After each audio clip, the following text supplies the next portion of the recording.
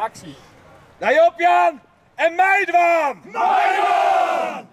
Van de Moon binnen de opnames maken voor een spotje voor de werving van soldaten in het leger van Grutte Pier. De soldaten maken Meidwaan in het tweede deel van het Grutte Pier spektakel. Het eerste pad weer de bron van de pleerts van Grutte Pier begin verliezen hier in Kimzet. Wij hebben op dit stuitel 140 boerinnen voor het Grutfries Boerinnenkoor. Dat we zijn dat weg 140 stoere mannen en vrouwen vinden kennen die het Meidwaan willen om dat leger van Grutte Pier te vormen. Mij vjochtje in die voorstelling. Sinds maar een 2 uur door in de bootcamp, daar gaan we uiteindelijk net aan. En daar maken we ons op voorbereid, dus daar ben we mee bezig. De rol van Grutte Pier wordt spelen door de 46-jarige Dimme Treurniet uit Amsterdam. Rij op Jan! Ik heb een klein voorproefje gedaan vorig jaar bij het in de fik steken van de nagebouwde boerderij.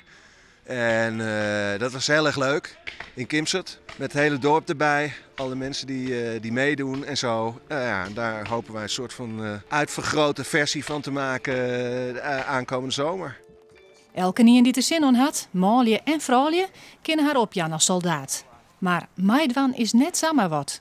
Wij gaan technieken leren. Klimmen, kroepen, bjemstammen komen erin naar voren. Dus het gaat echt om technieken die het echt uiteindelijk wel met geweld te maken hebben. Maar dat ben we niet voorstellingen van. Wat betekent het om in een situatie van geweld terug te komen? Werd Grutte Pier natuurlijk echt met de meidsen hier. De voorstelling zin op het programma voor Takkum Simmer.